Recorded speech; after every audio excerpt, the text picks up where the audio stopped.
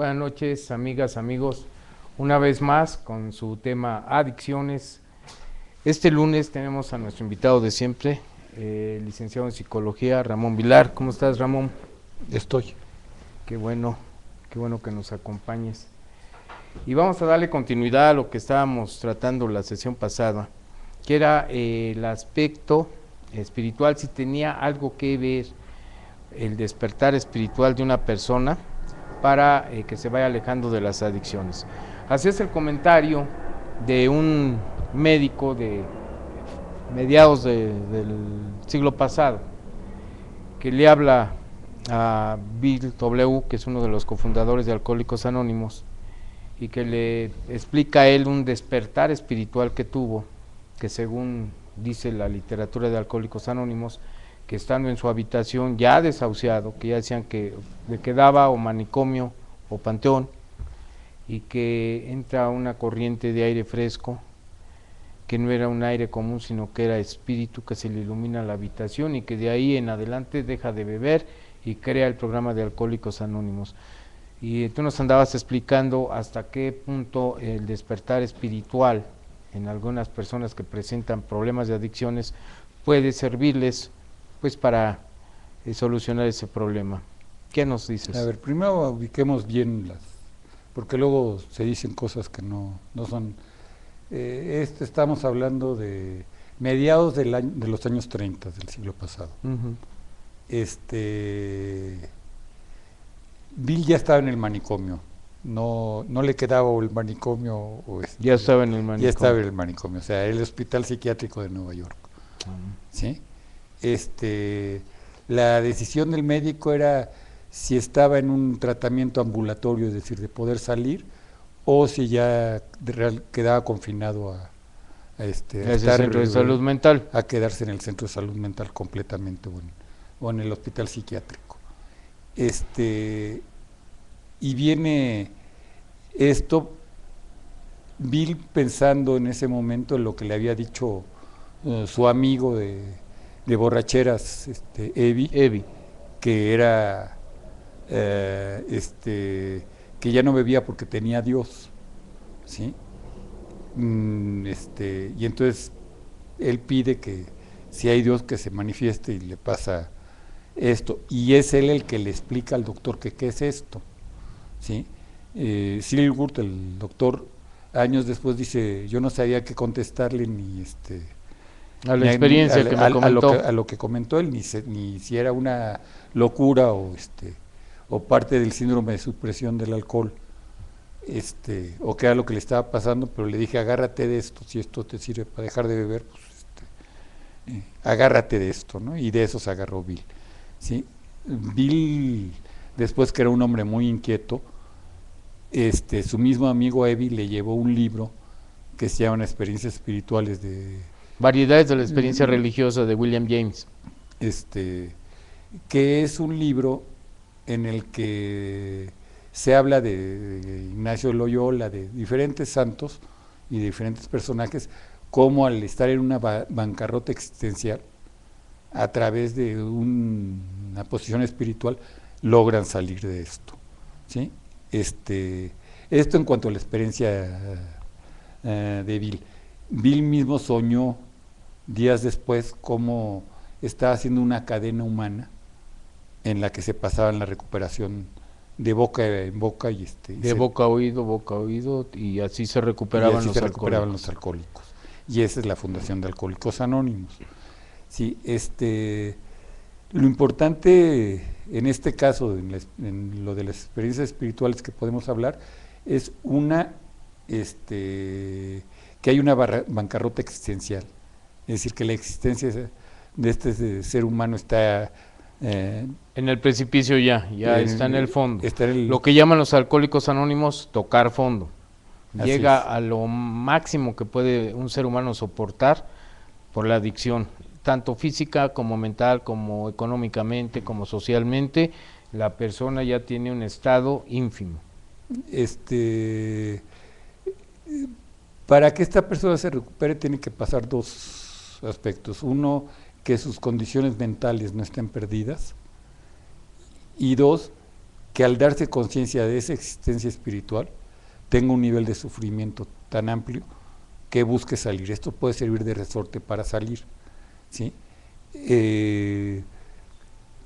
No tiene que ver con la experiencia religiosa, es decir, aquí al hablar de Dios estamos pensando en una religión muchas veces, etcétera, etcétera. Estamos hablando de cómo modificar esa experiencia, esa existencia quebrada, ¿sí? Y esta situación de quiebra existencial la encontramos en infinidad de seres humanos hoy en día, ¿sí? En todas partes. Y encontramos 1000 casos de experiencias espirituales o de transformaciones espirituales. Es decir, en las cárceles hay mucha gente que sí se reforma, no por el sistema penitenciario, sino porque llegan a este nivel de crisis existencial teniendo sanas sus facultades mentales, y entonces logran empezar un camino de recuperación en todos los sentidos. A ver, déjame ver si entendí. Entonces son dos requisitos: uno, que estén mentalmente sanos todavía, que no les haya afectado tanto la droga o el alcohol, y dos, que lleguen a un estado de quiebra espiritual, o como dijiste, de quiebra existencial, que lleguen a lo más bajo. Entonces llega un impulso y eso provoca espiritual, y esto provoca que la persona empiece otra vez a regenerarse y que pueda reintegrarse a la sociedad. Ahora yo quiero ver, y a lo mejor la pregunta que te voy a hacer es un poco complicada porque es un científico. Tú, desde el punto de vista de la ciencia, y después de haber leído y de haber visto esta experiencia que nos platica el cofundador de Alcohólicos Anónimos, William Wilson, puede ser real que un ser humano experimente algo de esa manera, porque así como lo platica, de que se ilumina el cuarto y que entra un viento especial que es puro espíritu y todo ese rollo que nos dice Wilson, ¿tú qué opinas? ¿Se puede dar eso? O sea, psicológicamente, ¿cómo lo puedes explicar? Científicamente, ¿cómo lo puedes explicar? Que alguna persona relate que vivió eso, ¿sí? Hay 20,000 explicaciones, pero también hay infinidad de casos donde se da, ¿sí? De relatos de este estilo. Sí, ya creo que en otros programas van a tratar cuestiones paranormales o han tratado este tipo de cuestiones. No es mi tema, ¿sí? Pero es un tema muy apasionante que sé que te interesa. La quiebra existencial hace que haya muchas transformaciones internas, inclusive a nivel cerebral, etcétera, etcétera, que cualquier viento puede hacer sentir que sea otra cosa. También hay cuestiones paranormales que existen, es decir, el creer que por querer tener una visión científica de las cosas puedes negar que existan una serie de eventos espirituales, pues creo que es ser muy miope. Una cosa es no tener explicación para un fenómeno, y otra cosa es negar que el fenómeno exista. Sí, ayer, la vez pasada nos platicabas de uno de los psicoanalistas, un psicólogo o psiquiatra, no sé, William James, un psicólogo como William James, que es una persona pues con toda la ciencia, es uno de los pioneros en Estados Unidos de principios del siglo pasado. O sea, es una persona con estudios, una persona que tiene la capacidad. Él, en su libro de Variedades de la Experiencia Religiosa, hace ahí el estudio de muchos casos que se han dado cuando llega ese momento ínfimo del ser humano, en donde saca fuerza de su flaqueza y regresa, ¿no? Y puede regresar otra vez a reintegrarse al grupo humano, inclusive mejora. Tú hablabas de Ignacio de Loyola, hablabas de Agustín de Hipona y otros tantos personajes de la historia, de la filosofía y de la religión, que tuvieron este tipo de experiencias y que hay un cambio radical en su personalidad. Entonces se necesitan esos dos elementos: primero, que haya una sanidad mental, que no haya un deterioro orgánico por la ingesta o por la aplicación de drogas, y el segundo, que llegue al momento de mayor crisis de un ser humano.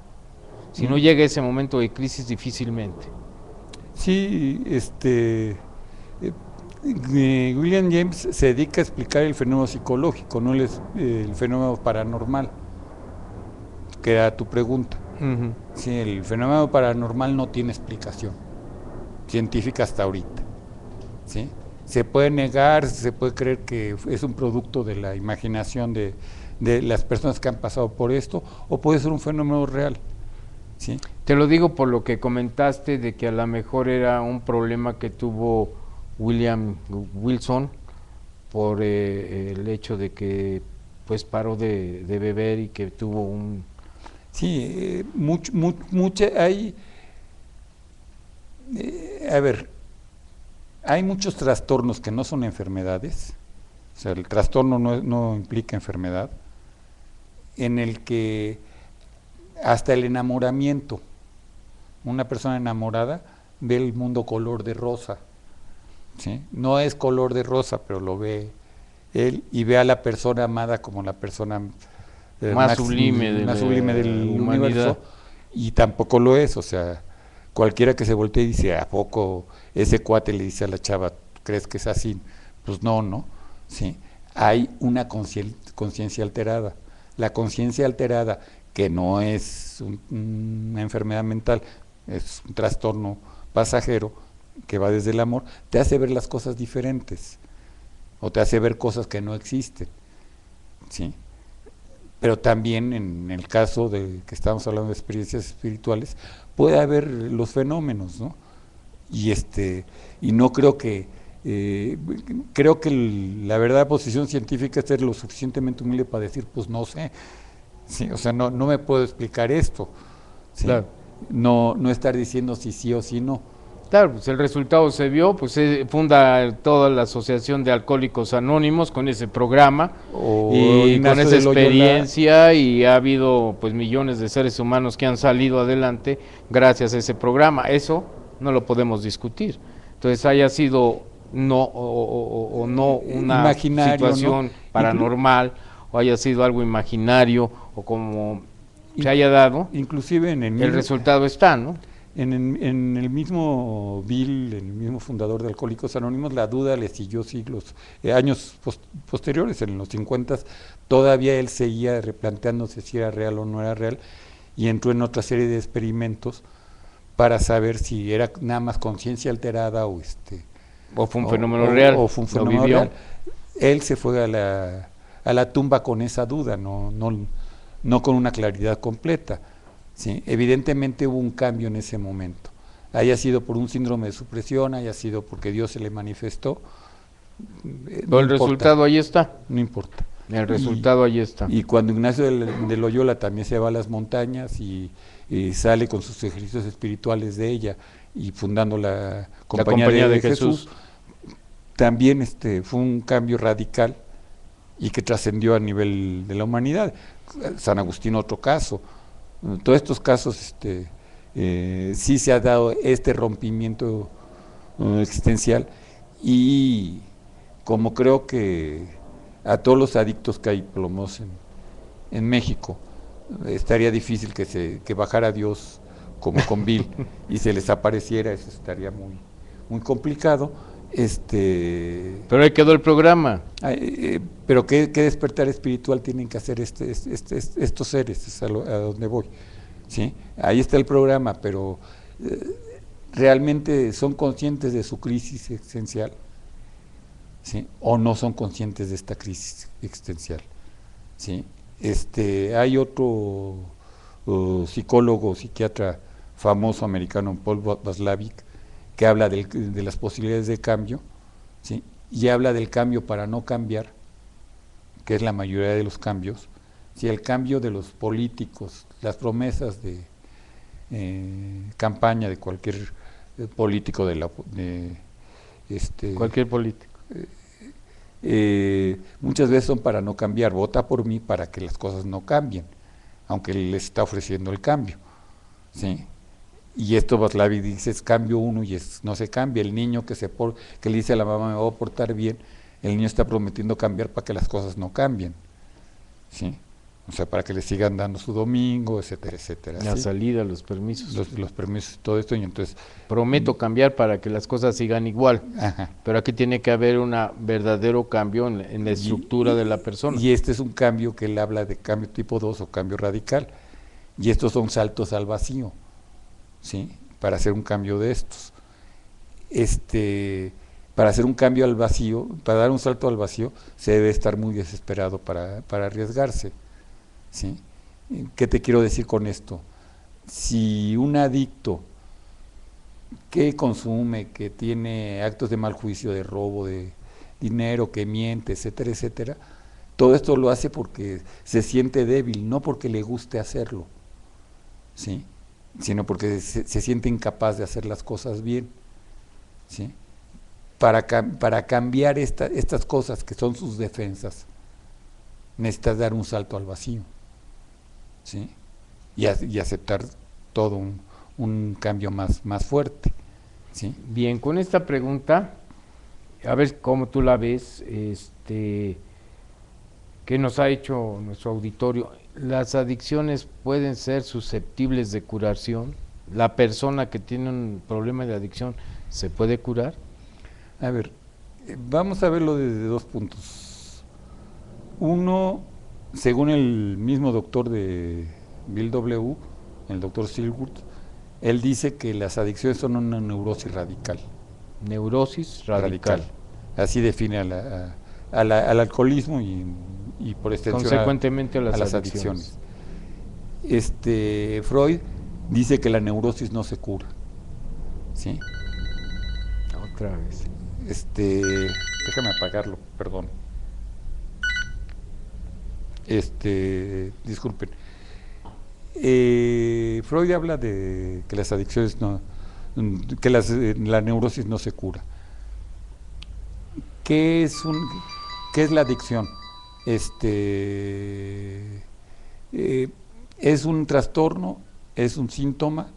¿O es un síndrome? ¿Sí? Si es un trastorno, este es curable. Si quieres, pásalo para allá para que no se escuche. Deja apagarlo completamente. Es un paciente precisamente, pero luego le hablo. ¿Sí?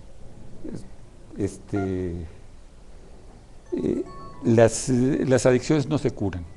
Si es un trastorno siempre por definición es pasajero. Y si encontramos a un sector de gentes con problemas de adicciones que tienen un trastorno de adicción, no son adictos. Un trastorno que es temporal, es transitorio. Que es en esta crisis existencial un recurso de tomarlo. Pero generalmente a las gentes que vemos como adictos es gentes que están en un problema más que una enfermedad, un síndrome, es decir, un conjunto de síntomas y por lo tanto de enfermedades que le aquejan a esta persona. Basado en Alcohólicos Anónimos o basado en Freud, ¿sí? Si es una neurosis, no se cura. Entonces, ¿qué podemos hacer? Tratarlas, ¿sí? Yo haría el símil, o generalmente hago el símil con la diabetes. La diabetes no se cura, la diabetes se trata. Sin embargo, hay determinados tipos de diabéticos que sí logran curarse. De 1000 diabéticos uno, ¿sí? Porque tienen un trastorno del azúcar, no tienen un metabolismo cambiado, ¿sí? Inclusive los estudios modernos de neurología, el doctor Próspero García, que es el neurólogo más importante de México y uno de los más importantes del mundo, habla inclusive del problema cíclico de las adicciones. Personas que dejan de beber o de consumir drogas durante 1 o 2 años y vuelven a recaer, porque hay todo un metabolismo cerebral que hacen que vuelvan el conflicto de ansiedad y todo esto. Yo estoy seguro que estas personas en tratamiento no recaen, pero sí encontramos y sí conozco muchos casos de Alcohólicos Anónimos donde personas después de periodos, no sé por qué los dos los 5, los 7 y los 13 años son años muy difíciles de dejar de consumir. Entran en crisis, muchas veces no recaen porque siguen en sus grupos, pero sí entran en una crisis inexplicable, ¿no? Que no saben hacia dónde ir. Entonces, contestando concretamente la pregunta, en términos generales las adicciones no se curan, se tratan. ¿Sí? Ok, o sea, una persona que tiene un problema de adicciones tiene que someterse a un tratamiento. ¿Este tratamiento qué tiempo lleva? ¿Para toda la vida? Bien, primero, el mejor tratamiento para una adicción es dejar de consumir. Claro. ¿Sí? Y esto sí tiene que ser para toda la vida. ¿Sí? Pero aquí estamos acabando el síntoma de la adicción y no el síndrome en sí. Okay. ¿Sí? No todos los factores, no de, todos los factores de enfermedad que tiene aparejado la adicción, porque es un síndrome, es un conjunto de... Y entonces, aquí hay un tratamiento. Si hay un problema de metabolismo cerebral, de falta de dopamina, ¿sí? Por ejemplo, ahorita están haciendo ejercicios en Estados Unidos para curar cierto tipo de adicciones a base de nueces de la India.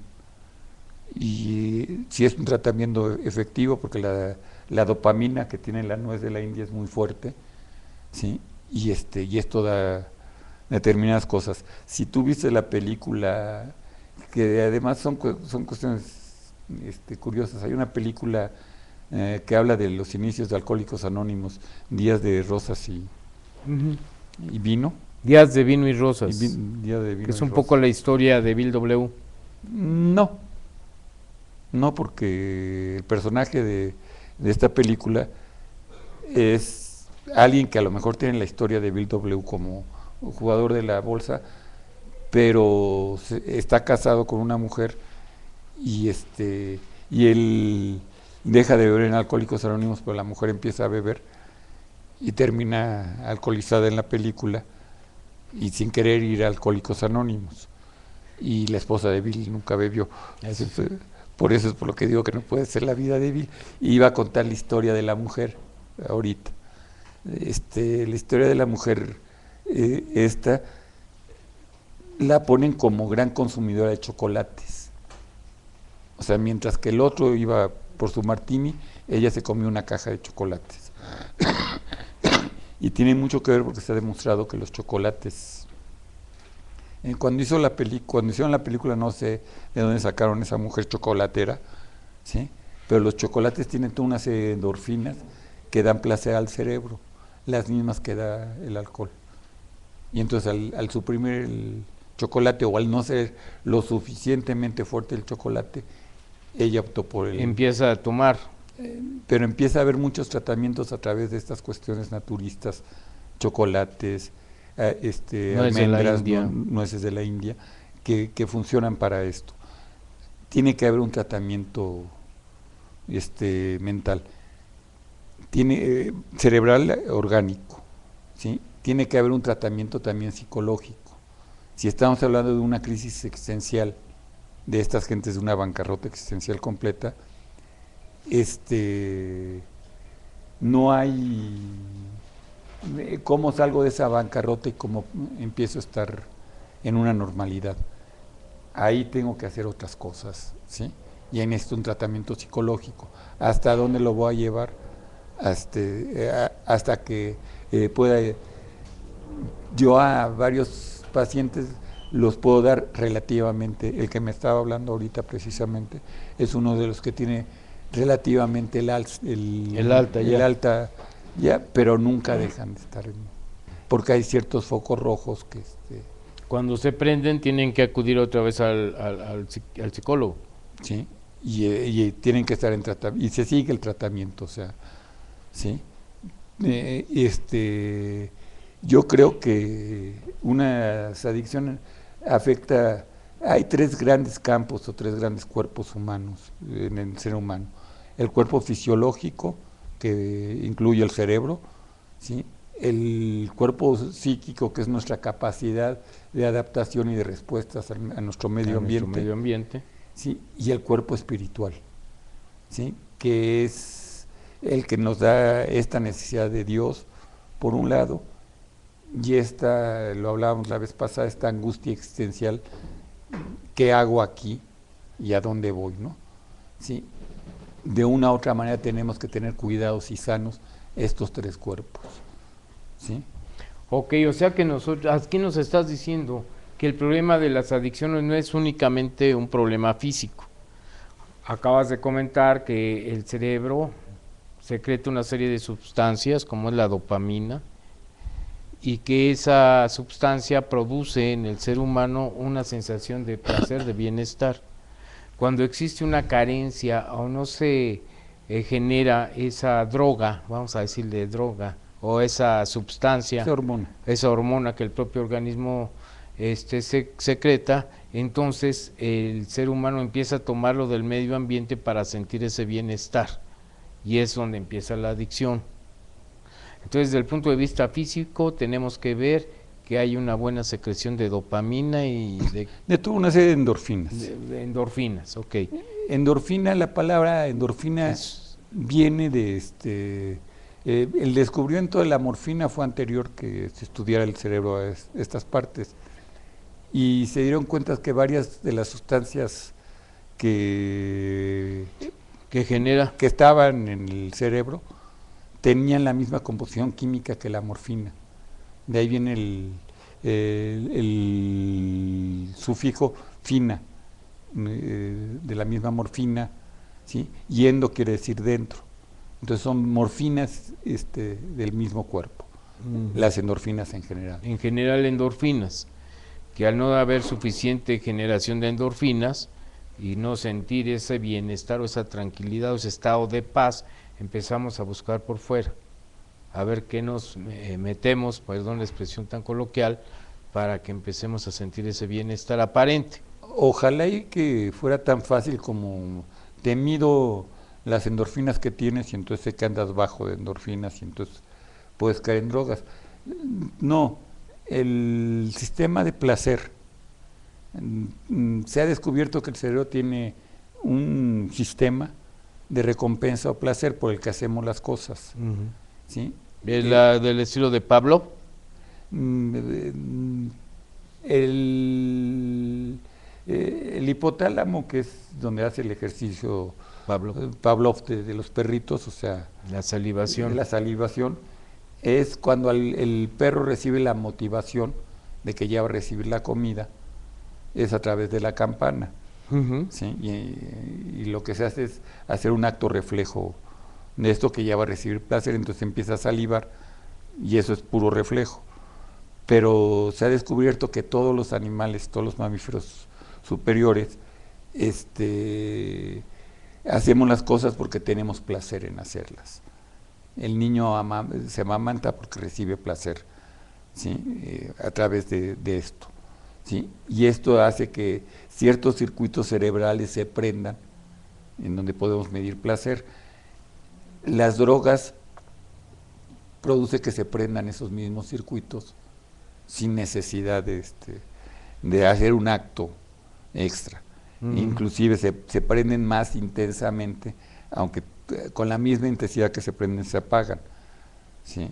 Es decir, un acto sexual que produce placer, una buena comida que produce placer, me produce placer y el placer me dura un poco más. La droga hace que el placer sea mayor, pero se acaba antes. ¿Sí? Eso desde el punto de vista físico. Desde el punto de vista neurológico, ¿sí? Porque el alcohol ataca, o la sustancia ataca al cuerpo físicamente en varias partes. Entonces, esta necesidad, este conocimiento de tener placer es lo que busca el adicto, ¿sí? Inicialmente. Después viene lo que se llama el síndrome de supresión, cuando baja la sustancia. Y entonces ya el adicto va a consumir droga no para tener placer, sino para quitarse el malestar producido por esos síndromes de supresión. ¿Sí? Esto es lo fisiológico, ¿sí? Pero no nada más es lo fisiológico, es lo psicológico también, de estas gentes desprovistas que no saben cómo adaptarse a su medio ambiente, cómo luchar en el medio ambiente, y borracho y no sé qué, y dormido, no se siente lo amolado, ¿no?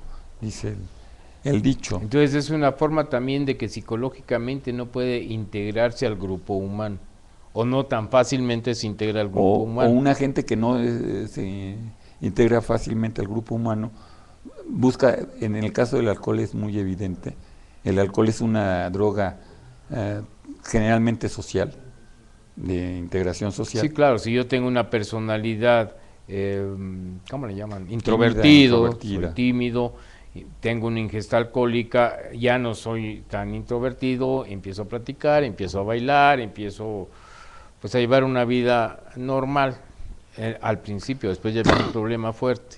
Inclusive, generalmente, las personas, los jóvenes que van a desarrollar la adicción, creen que van a bailar bien a través del alcohol, ni terminan bailando bien, ni Después son despreciados por las damas porque si ya te pasaste de copas. Y desde el principio.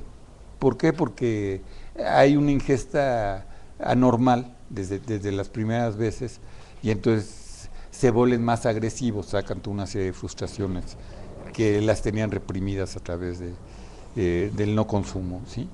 Es decir, no es este mundo ideal, ¿sí? A lo mejor en su cabecita esta persona cree que con el alcohol ya puede tener una auténtica relación con el grupo humano, con la sociedad. Hubo un anuncio de Alcohólicos Anónimos hace como 5 o 6 años aquí en México, no sé si te acuerdas, que salía un cuate viéndose en el espejo y diciendo qué padre estuvo la fiesta de ayer.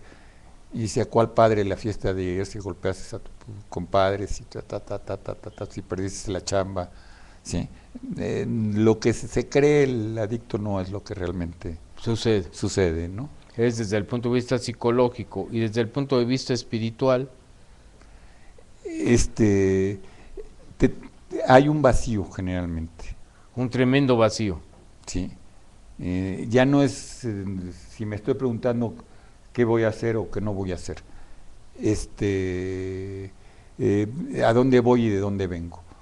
Ya eso no importa tanto.